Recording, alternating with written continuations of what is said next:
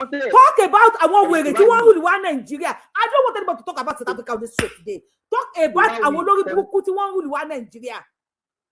Ṣé rí tó bá yẹ pé bí ọ̀sí ọmọ lè ṣe sọ̀rọ̀ yẹn tó bá yẹ pé senior president yẹn tọ́gbọ́n wà active ní tí èsì dọ̀dọ̀. The Tanzanian president gave South Africans 48 hours to leave our country.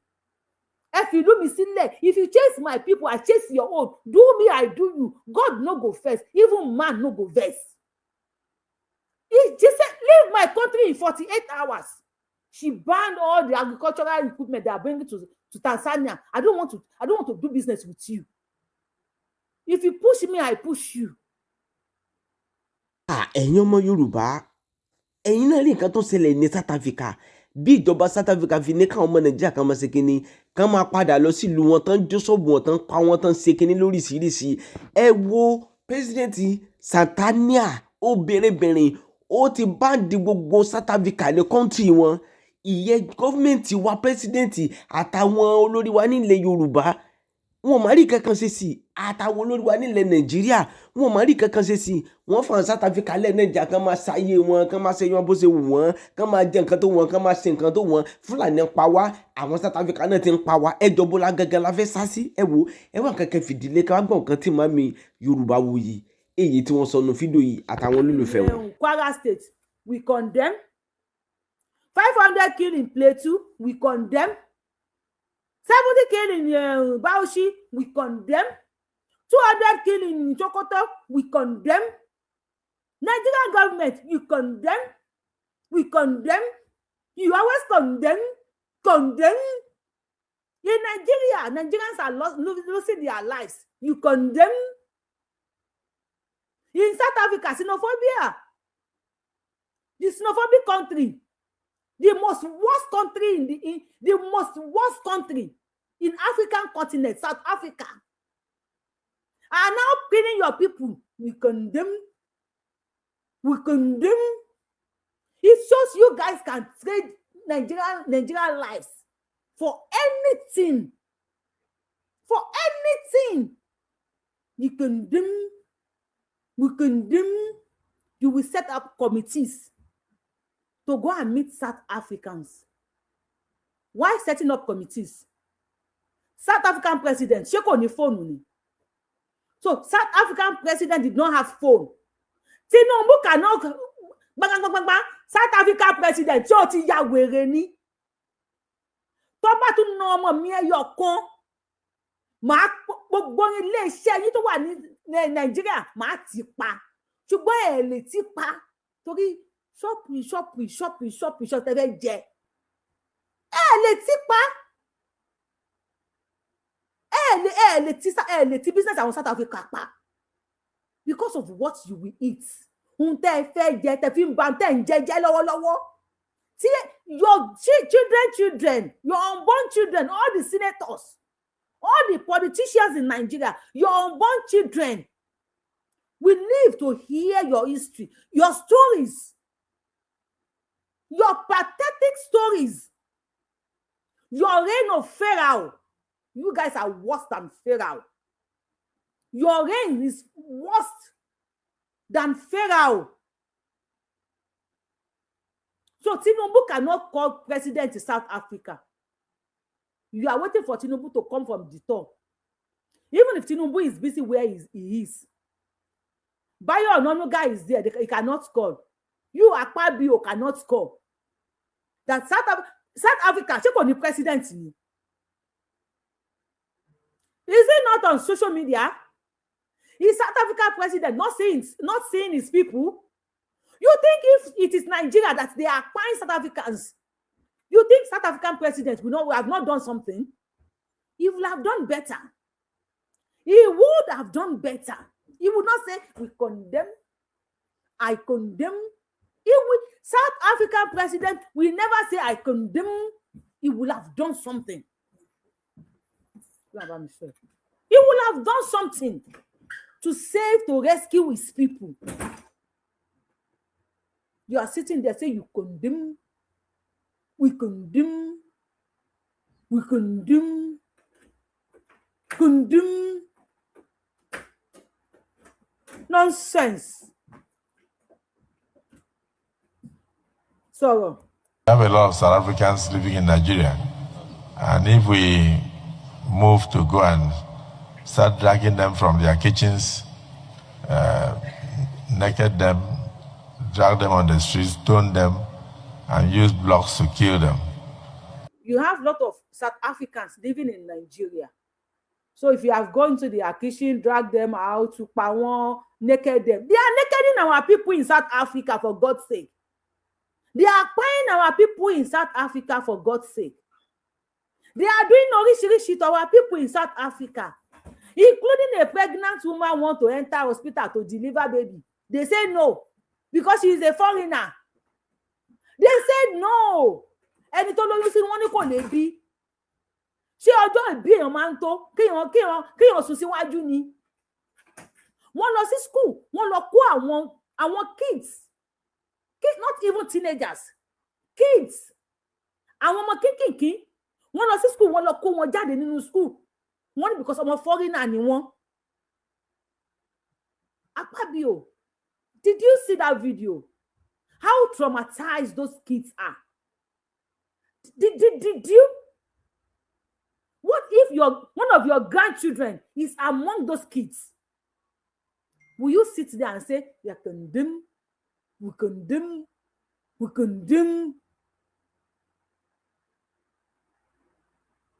Imagine you always condemn. Àwọn ọmọ kékèké wọn ló ń kó wọn jáde nínú school. Okay, fine. You want to do it in a diplomatic way. Oh, ẹ fẹ́ máa pa wọ́n because Nigerians, we don't kill. Until Boko Haram is who are ICC and the level that you know that you cannot even you are telling us that they are repentant.